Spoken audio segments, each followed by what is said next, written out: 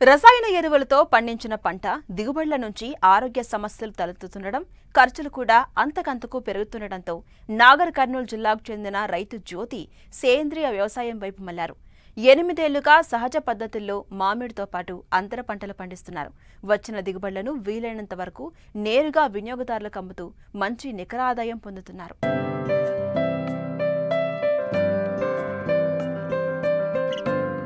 మితిమీరిన రసాయన ఎరువులు, పురుగుమందుల వాడకం అనర్థాలకు తావిస్తోంది. మట్టిలో సత్తువ తగ్గి సాగుకు మేలు చేసే సూక్ష్మజీవులు అంతరించిపోతున్నాయి. ఈ క్రమంలో ఖర్చు నానాటికి పెరుగుతూ గిట్టుబాటు దక్కక రైతులు ఇబ్బంది ఎదుర్కొంటున్నారు. ఈ నేపథ్యంలోనే సేంద్రియ సాగు దిశగా ఒక్కో అడుగు పడుతోంది. ఇలా సాగులో ముందుకు సాగుతున్న రైతుల్లో నాగర్ కర్నూలు జిల్లా కొల్లాపూర్ మండలం చంద్రకల్ గ్రామానికి చెందిన రైతు జ్యోతి ఒకరు. తనకున్న 15 ఎకరాల మామిడి తోటను 7-8 ఏళ్లుగా స్థానికంగా దొరికే వనరులతో పాటు ఆవుల వ్యర్థాలతో మామిడిని సాగు చేస్తున్నారు. వచ్చిన దిగుబడులను వ్యాపారులకు అమ్మకుండా నేరుగా వినియోగదారులకే అమ్ముతున్నారు. సాగు ఖర్చులు తగ్గించుకుని సేంద్రియ ఉత్పత్తులతో ఆరోగ్యం పదిలంతో పాటు లాభాల బాట పట్టొచ్చని నిరూపిస్తున్నారు. ఈ కొల్లాపూర్ మామిడి చాలా ప్రసిద్ధి చెందిన మామిడి. ఆ మామిడికి కావాల్సిన మినరల్ ఒకటి ఈ భూముల్లో ఉంటుంది. అందుకనే ఈ మామిడి అంత టేస్టీగా ఉంటుంది. ఆర్గానిక్ పద్ధతిలో పండిస్తే ఎంత బాగుంటుందో మా పండు తింటే మీకు తెలుస్తుంది. మేము న్యాచురల్గా ఆవు పేడ, ఆవు మూత్రము తో చేసిన జీవామృతం కానీ, గోకృప అమృత్ కానీ యూస్ చేసి ఈ వ్యవసాయం చేస్తున్నాము. ఇది 15 ఎకరాల్లో ఈ మామిడి సాగు చేస్తున్నాం మేము. ఇక్కడ 400 పైన చెట్లు ఉన్నాయి. 5 ఇయర్స్ నుంచి చేస్తున్నాము. అంటే ఇది ఆల్మోస్ట్ 6th ఇయర్.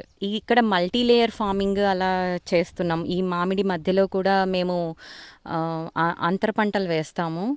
అంటే దీనికి సింబయోటిక్గా ఉండే పంటలు వేస్తే ఈ చెట్లు కూడా దానికి కావాల్సిన మైక్రోన్యూట్రియంట్స్ అవన్నీ అందాలని సింబయోటిక్గా ఉండే పంటలు. ఇంకా మెయిన్లీ ద్విదళ పంటలుగా మునగ, అప్పుడప్పుడు కందులు ఇవి కూడా వేస్తామన్నమాట. యాక్చువల్లీ ఈ సంవత్సరం ఇక్కడ వేరే తోటల్లో కూడా అంత ఎక్కువగా పంట లేదు. కానీ మేమైతే ఏ స్ప్రే చేయలేదు. ఆల్మోస్ట్ మేము చేసిందల్లా ఈ గోకృప అమృత్, జీవామృతమే స్ప్రే చేసాం. స్ప్రే విషయంలో కూడా అప్పుడప్పుడు పుల్లటి మజ్జిగ కూడా వాడతాం స్ప్రే. ఈ పక్కన రైతులందరూ వచ్చి అడిగారు, అమ్మా మీరు వేరే వాళ్ళేమో కాయలు రావడానికి, పూత రావడానికి వేరే మందులన్నీ బాగా స్ప్రే చేస్తారు, మీరు ఏమీ వేయకుండానే. ఏమీ వేయలేదని కాదు, మేము వేరేవి సేంద్రియ పద్ధతుల ద్వారా చేసిన స్ప్రేస్ ఒక 2-3 స్ప్రేస్ చేశాము. కానీ వచ్చిన పంట ఏదైనా చాలా స్ట్రాంగ్, అంటే గట్టిగా ఉంటుంది అండ్ చాలా చాలా టేస్టీగా ఉంటుంది. ఒక్కసారి తింటే మాత్రం మళ్ళీ మర్చిపోరు మా మామిడిని. మామిడి డైరెక్ట్గా యార్డ్కి పంపించము. We directly sell them to the కస్టమర్కి డైరెక్ట్గా అమ్ముతాం. మేము మాగపెట్టి అమ్ముతాము. ఇంకా ఇక్కడి నుంచి బెంగళూరు, ఢిల్లీ, బాంబే కూడా పంపించాము మేము ఈ మామిడిని. అంటే 3 years బ్యాక్ అలా ఒకసారి పంపించాము. తర్వాత వాళ్ళు ప్రతి సంవత్సరం they are looking forward to our mangoes actually. ఒకవేళ మనం డైరెక్ట్గా ఈ మామిడిని అమ్ముకోగలిగితే కస్టమర్కి ఈజీగా 150 రూపీస్ మినిమం అమ్మొచ్చు మనం పర్ కేజీ. సో ఆ విధంగా రైతు కొంచెం లాభపడతాడు. ఒకవేళ మనకి ప్రొడక్షన్ ఎక్కువ ఉన్నా కూడా దాన్ని మేము పచ్చళ్ళు, ఒరుగులు అండ్ తాండ్ర కూడా చేసాము లాస్ట్ ఇయర్. ఆ విధంగా మేమే ప్రాసెసింగ్ చేసి డైరెక్ట్గా కస్టమర్కి అమ్ముతున్నాము. అండ్ ఆర్గానిక్ స్టోర్స్ వాళ్ళు కూడా తీసుకుంటారు మా దగ్గర. నా చిన్న రిక్వెస్ట్ ఏంటంటే గవర్నమెంట్కి, యాక్చువల్లీ ఇక్కడ 33,000 hectares ఆఫ్ మ్యాంగో ల్యాండ్స్ ఉన్నాయి.